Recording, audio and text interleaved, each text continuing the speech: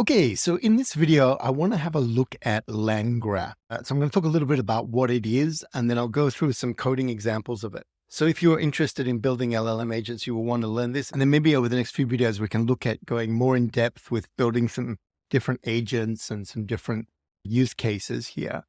So first off, what actually is LangGraph? You can think of this as sort of the new way to run agents with LangChain. So it's fully compatible with the LangChain ecosystem, and especially can really make good use of the new sort of custom chains with the LangChain expression language. But this is built for running agents. So they talk about the idea of being a graph, and what they're talking about, a graph here is where you've basically got nodes joining to different edges, and they're not always going to be directed. So this is not a DAG or a fixed directed graph in any way. This is basically where nodes can make decisions about which node they can go to next. So another way of thinking about this is it's like a giant state machine that you're building, where the graph is basically the state machine that decides, okay, what state are you in now? What state will you go to run a particular chain or to run a particular tool, etc.? And then how do you get back? And then also things like, how do you know when to complete or end the graph or end the sequence in here? So LangGraph is built on these ideas of trying to make it easier for you to build custom agents and to build things that are more than just simple chains with LangChain. So there are a number of key parts to this. You've got this idea of a state graph. So this is where your state is being persisted in some way throughout the agent's lifecycle. And you can think about this as a sort of way of passing the dictionary around from chain to chain or from chain to tool and stuff like that, and then being able to update certain things. And you can update things where you can just overwrite them or you can add to them. So if you've got a list of things like immediate steps, you can basically add to that as the agent is actually going through running the various parts of the graph, etc. The next part, which is key to this, is the whole idea of nodes. As you build the graph, you want to add nodes to the graph. And you can think of these nodes as being like chains, or actually they're all sort of runnables. So it could be a tool, it could be a chain, and you could have a variety of these different nodes. And you think of those as being like the components of your agent that you need to wire together somehow. So while the nodes are the actual component, the edges are what wires everything together. And the edges can come in different forms as well. So you can set an edge where it's just going to always go from this node to this other node. So if you have a return from a tool going back to the main node, you're just going to let that, you're going to want to probably hardwire that in there. But you can also then set edges which are conditional edges. And these conditional edges allow a function, often going to be the LLM, to actually decide which node that you go to next. So you can imagine that this can be useful for deciding if you're going to go to a tool, what tool you're going to go to. If you're going to go to a different sort of persona in the agent, let's say your agent has got multiple personas and you want to go from one to the other, or you want to have a supervisor that's basically delegating to different personas, all those things are going to be on sort of conditional edges that we go through. Now, once we've set up these nodes and we've set up these conditional edges, you then basically want to compile the graph, and now the graph acts just like a sort of standard LangChain runnable. So you can run invoke on it, you can run stream, etc. It will now basically run the state of the agent for you and give you the entry point. You will define an entry point as an entry node and give you the sort of end point, and it will be able to get through the whole sort of thing of wiring these things together. Now, I can see that there's going to be a lot of use for sort of making reusable sort of agents that you would then wire together on a graph. So you might have lots of little pre-made things for using tools, that kind of thing. And you could imagine also that you've got agents that use certain kinds of prompts based on the inputs that come before them here. What I want to do now is go through some of the code. We'll look at some of the examples that they've given. I've gone through and changed them a bit just to highlight what's going on. And then we'll also look at it in Langsmith so we can actually sort of see what actually happens at each step and what gets sent out to the large language model, etc. You'll find that I'm using the OpenAI models in here.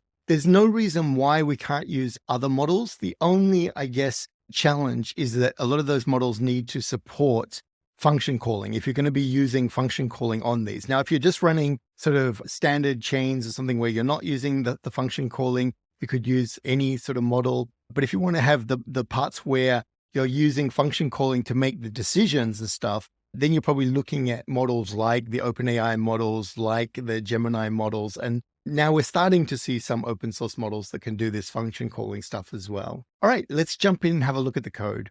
All right, let's start off with the simplest sort of example they give, which is probably not that simple in some ways. The agent executor. So this has been around in LangChain for quite a while. You can think of it as a way of building an agent where you can then use function calling to get a bunch of responses in here.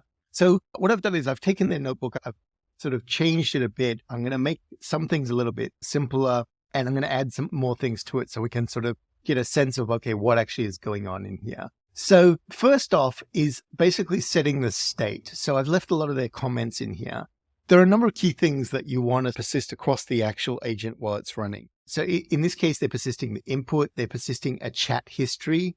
So this is more a sort of traditional way of adding the memory and doing that kind of thing. You'll see in the second notebook that we move to more just a list of messages going back. But this is using more of sort of a traditional way of having a chat history and then having things like intermediate steps here. And you'll see that some of these things can be basically overwritten. So this agent outcome gives us the outcome from something that the agent did, or gives us this agent finish of when the actual agent should finish. So in this case, this can be overwritten as a value in here. Whereas things like the intermediate steps here, this is basically a list of steps of agent outcomes or agent actions rather, and then sort of the results of those actions. And you can see in this case, this is being operated.add. So this is just adding to the list as we go through it. So this state that you start out with, we're going to pass that in to make the graph later on. All right. Now, what I wanted to do is set up some custom tools in here. Many of you have seen custom tools before. I did some videos about it a long time back. I probably should have done some more videos updating as things in LangChain for it. But if you think custom tools, you can basically pick a bunch of pre-made tools from LangChain, and there are a lot of those already. But you can also do custom tools. So here I've made two sort of silly little custom tools.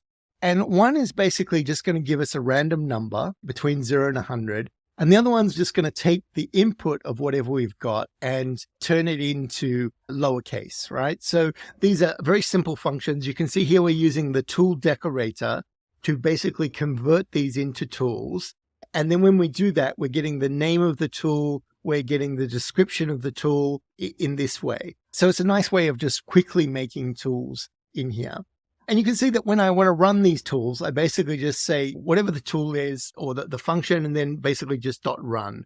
In the case of random, I'm having to pass something in. So I'm just passing in a string. Really, the string can be anything in here. It doesn't really matter.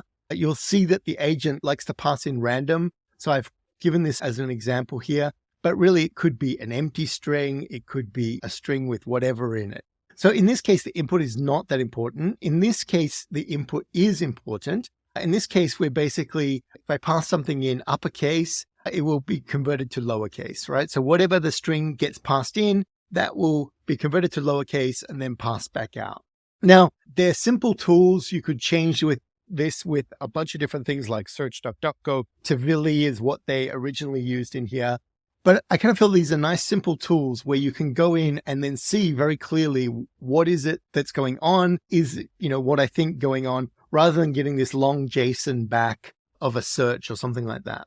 All right, next up, we've basically got the way of making an agent. Now, remember, a graph can have multiple agents. It can have multiple parts of agents, can have multiple chains in there. In this case, this is the sort of agent, the standard sort of agent, which basically uses OpenAI functions, right? You can think of it as an OpenAI functions agent here.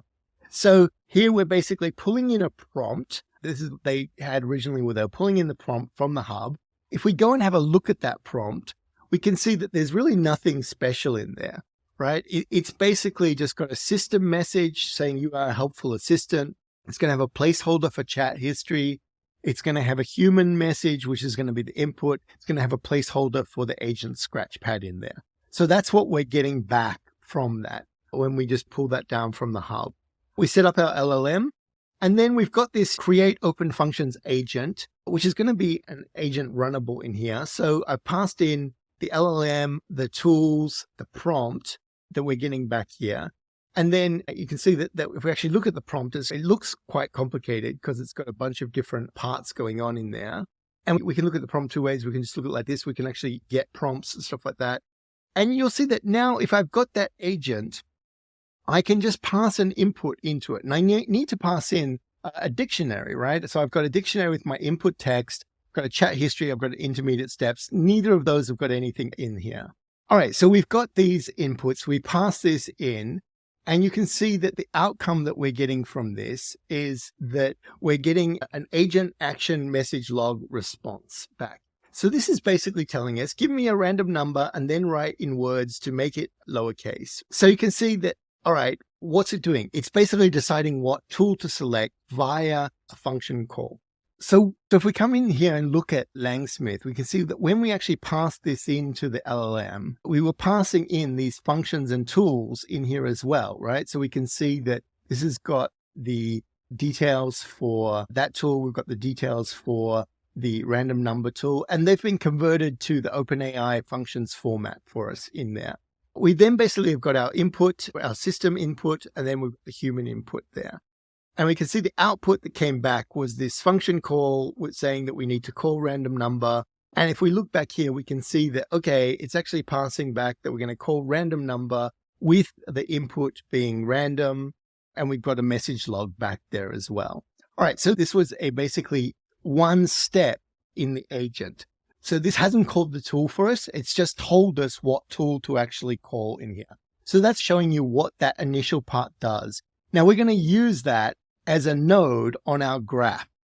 And we're going to be able to go back and forth to that between that particular node and the tools node as we go through this. First off, we want to set up the ability to execute the tools. So we've got this tools executor here.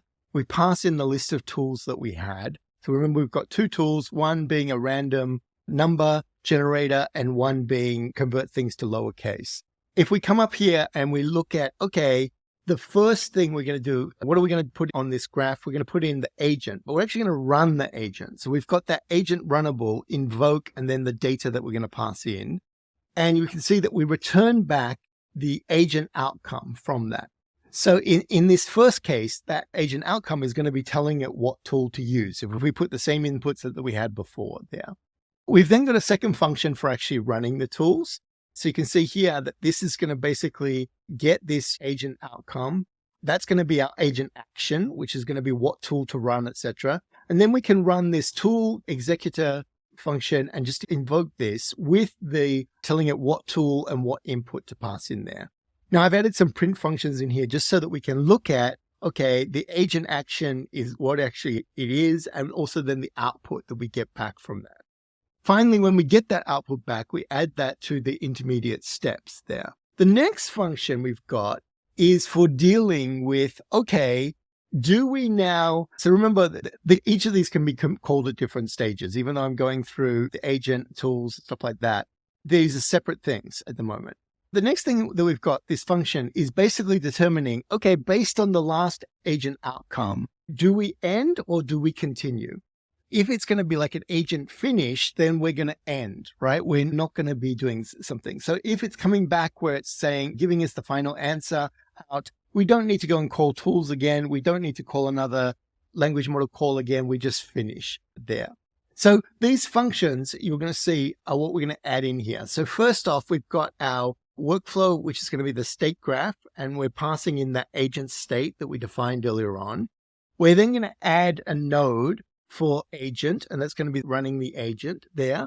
We're going to add a node for action, and we could have called this actually tools, right? Tool action or something like that. This is going to be the function that we've got here for actually running the tool and getting the response back and sticking it back on immediate steps like that.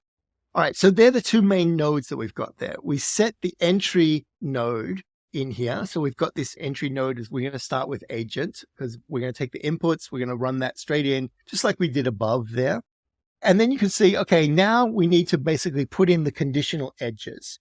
The conditional edges is where we're using this function should continue. And we're basically saying that after agent, the conditional edges are going to be, okay, should we continue or not? You'll see down here, I'll come back to this in a second, but you'll see down here, we've got a sort of a fixed edge where we always go from action back to agent. So meaning that we take the output of the tool and we use that as the input for calling the agent again. But then the agent can then decide, okay, do I need to use another tool or can I just finish here? And that's what this conditional edge is. So after the agent, it will decide if I ask it something that's totally not using any of those tools, it's just going to give me a normal answer back from a large language model or from the OpenAI language model in here. But if I give it something where it's going to be an action, then it's going to continue and it's going to go on to use the tools and stuff in there. So here we want to sort of decide, this is this sort of conditional edge part. And you'll see this in one of the other notebooks that this can get a lot more complicated if you've got multiple agents going on the same graph as we go through this. All right, we then compile the graph. I've tried to go with the terminology as much as they've got here of like workflow and stuff like that. But really, this is the graph. We're compiling it to be like an app in here. If we look at it, we can actually see the branches that are going on. If we look at it, we can also see the nodes that are on this and the edges that are on this. So we can see, okay, what goes from what. And we can also see the intermediate steps of how they're being persisted on that graph.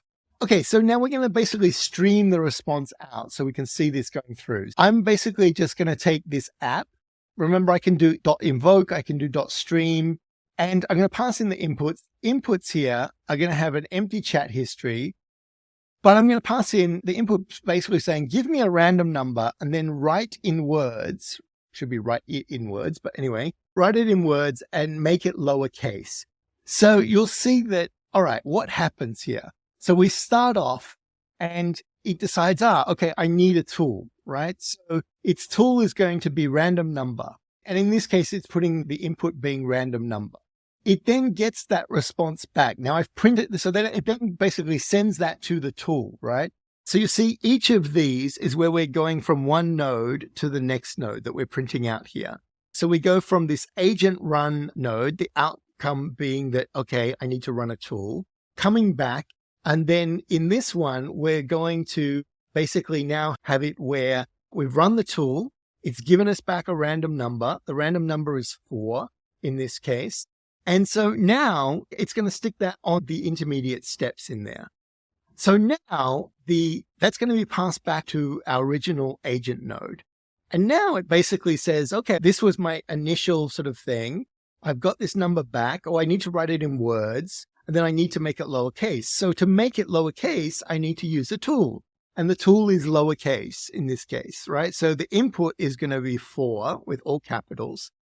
And you'll see that the lowercase that we're getting out here is going to return back somewhere here. We'll see this. It's going to return back. Yes, here we're going to see the tool result is 4 in lowercase there. So again, this is a tool. This is the straight up agent. This is the tool. This is the initial agent again. This is the tool. And then finally we go back to the agent again.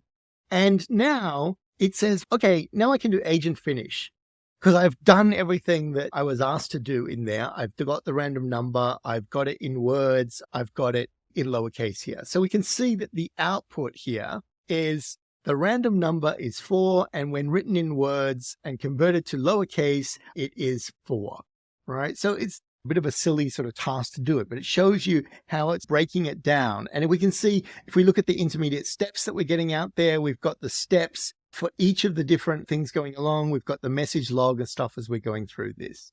All right, if we wanted to do it without streaming it, we could do it like this. If I just say invoke, I'm not going to see each agent broken out. I'm just going to see, okay, that first off, it's going to pick the random number tool, gets 60, takes that as a word in uppercase, puts it into the lowercase tool, and we get the result in here. Now, I've saved the output to output in this case. So remember, these are print statements that I put in there. That's why we're seeing this come along. And then we've got this agent, get agent outcome. If we return values and get the output, we can see the random number is 60, and in words, it is 60, all in lowercase. If we want to see the intermediate steps, we can see the intermediate steps there. Just to show you, sort of finish off, if we didn't put something in that needed a tool, if we just put in the, okay, does it get cold in San Francisco in January? It comes back, yes, San Francisco can experience cold weather in January. So now notice it didn't use any tools. It just came straight back with a finish, and there's no intermediate steps, right? We've just got that one call going on in here. So if we come in here and have a look in Langsmith, we can see this going on. So we could see that, okay, we started out with that call. It basically gave us a return to recall the random number. We got random number. We got 4 out of that. From that, we then basically went back. So that, remember, the action is like our tools. We went back to the agent, and we can see that if we look at the OpenAI thing here, we can actually see what was getting passed in here. And we can see that, okay, it's going to come back that the input is 4 in capital letters. We'll go into the tool lowercase. Yeah, this is going to transform it to just deliver back 4 in lowercase. And then finally, we're going to pass that in. If we look at here, we're passing all of that in with the string of, okay, what we've actually done in here as well. And now it can say, okay, the output is going to be, the random number is 4. And when written in words, it's converted to lowercase 4, right? And you can see the type that we got back was agent finish.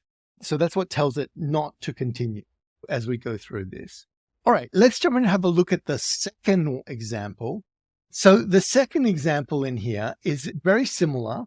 The big difference here is it's using a chat model, and it's using a list of messages rather than this sort of chat history that we had before. So we've got the tools here. Now, one of the things with doing it this way is that we're not using the create OpenAI functions agent here.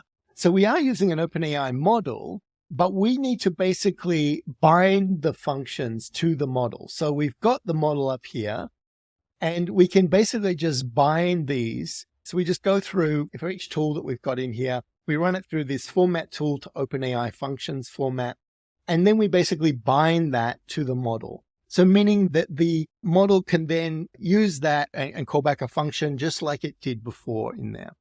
All right, we've got an agent state again, like we had before. This is the sort of state graph that we had here. In this case, the only thing that we're going to have, though, is just messages. We don't need to have the intermediate steps. We're not doing any of that stuff. And because the input is already in the messages, we can actually get at that here. So we don't need to persist that either. All right, our nodes. So we've got the should continue node again. So this again is going to decide whether we go back to the sort of original agent node or whether we go to the tools node. And in this case, you can see that what it's actually doing is it's getting off that the last message that we got back, and it's using that to basically see, is there a function call in that or not? If it doesn't have a function call, we know then that's not using a tool, so we can just end. If it does, we can then continue. We've then got basically calling the model. So this is taking our messages, passing this in and invoking the model. We're going to get back a response for that. So we've got this response and we're just putting that response back in there. We've got a function for calling the tool. Okay, here again, we're going to get the last message because this is what's going to have the actual function that we need to call or the tool that we need to call. So you can see that we get that by just getting last message, looking at function call, getting the name, and then that basically passes that back of what the tool is. And then same kind of thing for getting the tool input in here. And then here I'm just basically printing out that agent action is that action again, so we can actually see what's going on and the response back, the same as what we did in the previous one. And then we're going to basically use that response to create a function message, which we can then basically assign to the list of messages. So it can be the last message that gets taken off and passed back into the agent again. All right, we've got the graph here, same kind of thing. We add 2 nodes. We've got one node being the initial sort of agent and one node being the tool or the action that gets called. Here we set the entry point to agent again. We've got our conditional, the same as we had before as we go through this. So we've got a conditional edge and we've also got a hardwired edge. being that always from action, we always go back to agent in this case, compile it, and then now we can just run it. So you can see here that I'm just going to invoke these as we go through it. We can see that I've got, give me a random number and then write the words and make it lowercase. We can see we're getting the same thing as what we had before. So this is replicating the same kind of functionality, but you're going to find that in some ways this allows you to do a lot more things in here, in that if we were to come in here, you see how we're popping off the last message when we come in here. We're also able to basically summarize messages. We're able to play with the messages. We're able to limit it so that we've only got the last 10 messages in memory so that we're not making our calls 35 messages long or something like that. Even with the GPT-4 Turbo, we can go really long, but we don't probably want to waste so much money by doing really long calls and using up really large amounts of tokens in the context window there. So we can run that through. You can see here, we've asked for the random number. Sure enough, it's done the same thing. It's got the tool. And remember, these are coming from the print statements that I put in there. And we're then basically getting this output in here. So that's the output of the whole thing that's coming back with the various messages that we've got going through. And those messages, everything from the system message to human message to the AI message to a function message to an AI message again to a function message back to an AI message for the final one out there.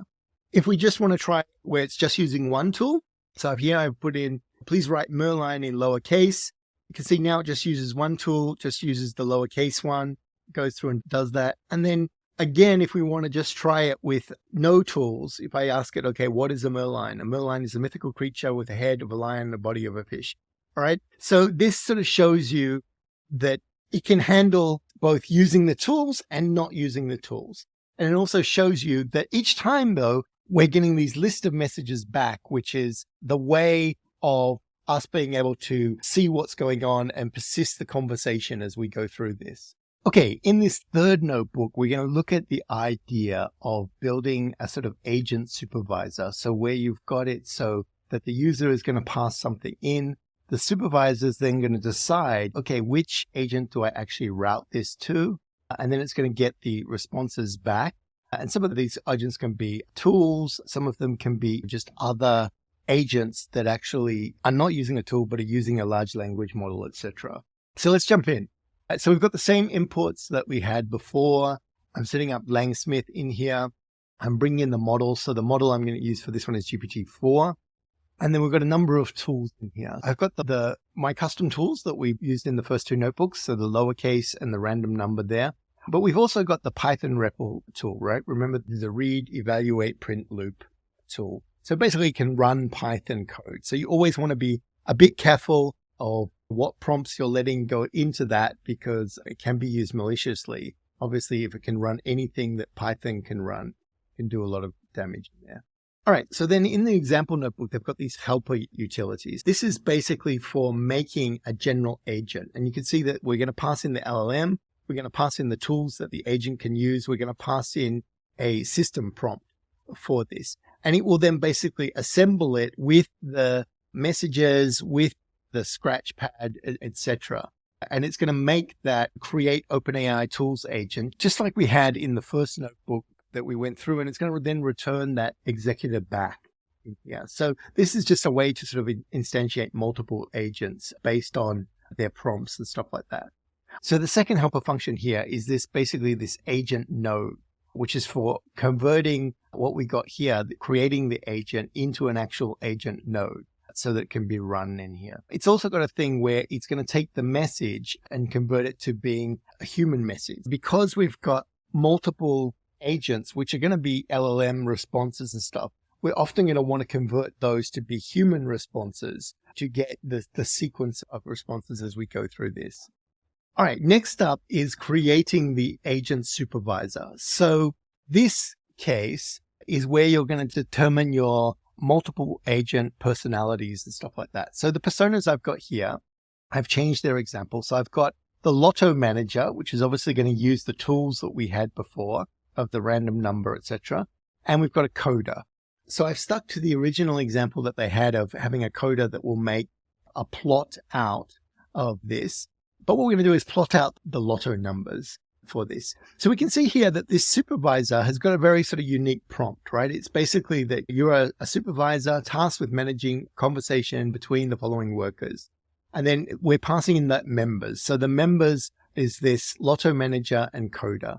Given the following user request, respond with a worker to act next. So each worker will perform a task and respond with their results and status. When finished, respond with finish. So this is what's guiding the supervisor to decide the delegation and to basically decide when it should finish for these. So for doing that delegation, it's going to use an OpenAI function. And this is basically setting this up. So this is setting up like the router for deciding the next role of who should do it, and then passing these things through and passing in like this enum of the members and finish. So it can decide, do I finish? Do I go to this member? Do I go to this other member as we go through this? And you can see that because that is its own call in here, we've got a system prompt there that says, given the conversation above, who should act next? And then we basically give it the options of finish, Lotto manager, or coder in this. And then basically just putting these things together, making this supervisor chain where we're going to have this prompt, we're going to bind these functions, this function above that we've just had to the LLM, and then we're going to pass that out, getting that back. So hopefully it's obvious that will then become like a node on the actual graph as well. So now we're going to look at actually creating the graph. So we've got this agent state going on here. And so this is our graph state. Again, we're going to have the messages that we're going to be passing it in. So we're sticking to the sort of chat executor like we did in the second notebook there. And you can see here that we're going to basically have the Lotto agent. So I'm just going to instantiate these with that helper function for create agent. And so here I've got a Lotto agent. It's going to take in our GPT-4 turbo model. It's going to take in the tools. And then the prompt for this is you are a senior Lotto manager. You run the Lotto and get random numbers, right? It's telling it that, hey, this is the agent to do that. It's then going to have to basically use the tools to do that. So that's the Lotto agent. And then the second agent is this coder agent. So this coder agent is just using the tools. So I passed in all the tools in here for tools, by the way. And this particular agent is just going to use the Python REPL tool. And this is basically saying you may generate safe Python code to analyze data and generate charts using matplotlib. So it's just setting it up to do the charting in there. So if you look carefully, you'll actually see that I think I accidentally passed in the Python REPL into these tools as well. So it's not ideal in that we would want to limit the number of tools that we pass into something to as few as possible. One, it saves on tokens, and two, it just makes it easier for the model to make the decision. But anyway, we've got those, and then we've got this basically setting up the node here. And so we've got our Lotto node, we've got our code node. We can then basically pass these in as we go through this. We need some edges. So the edges, we've actually got a lot more edges because we've got a lot more nodes now. And you can see that they're just using a for loop to make these edges. So from every agent or persona, whether it's the Lotto manager, whether it's the coder, it always goes back to the supervisor. So even if we had 10 different agents, you can see here we've got 2 being Lotto manager and coder, it will go back to the supervisor at the end of that. And then we've got conditional ones where it will just determine, this is sort of setting up a conditional map for the conditional edge of being the supervisor going to what. So this conditional map, in fact, maybe in a future example, I would just hard code this out so people can sort of see what's going on here. But basically, it's just making a dictionary in here. It's adding in the finish node in there as well that it can basically use as a condition. And we can see that we can go from supervisor to any of those on the conditional map, which is going to be our members, and it's going to be finish in there. Finally, we set up the entry point. So the entry point is going to be the supervisor, compile our graph, and then we can use the graph. So you can see now what I've asked it to do is human message in, get 10 random Lotto numbers and plot them on a histogram in 10 bins and tell me what the 10 numbers are at the end. So this runs through, it does the plot for us. So we don't really see that much here, but let's jump over to Langsmith and see what's going on here. If we look at the Langsmith for this, we can see that it starts out and we've got the router as the actual function calling thing at the start, right? Not the tools. This is the router that is basically deciding, do I go to Lotto Manager? Do I go to Coda? Do I go to Finish off this? We pass in our prompt there, and you can see now it's got the workers being Lotto Manager and Coda, which got put in there. And then we've got when finished, respond with finish. And then we passed in the actual sort of human prompt. And you can see that it's decided that, okay, from this, select one of these. It's decided, okay, I need to go to Lotto Manager. So that's where we get to Lotto Manager. Now, Lotto Manager basically looks at this, and now it's getting tools in there. So remember I said I accidentally passed in the Python REPL in here. I probably shouldn't have done that. But anyway, we've got your senior Lotto Manager, get 10 random Lotto numbers. We're passing in that in there. And you can see it's worked out that, okay, it needs to do this random thing, and it needs to do it 10 times. So it goes through and runs the random number tool 10 times. So we get 10 separate random numbers back from that. It then can take those and decide, okay, there's our 10 numbers back that we got. And it can decide, okay, now it needs to go to the coda. Now, in this case, actually, because it had the Python REPL in here, it just did it itself in here. But you'll see on some of them, it will actually go back to the coda in there. And then finally, we've got the supervisor out, which is giving the Lotto numbers out, telling us that we can't see the plot. You can't pass the plot back because it's already plotted it out. Here is our plot out. And if we went along, we can see that here are the numbers that correspond to the plot out that we've got there.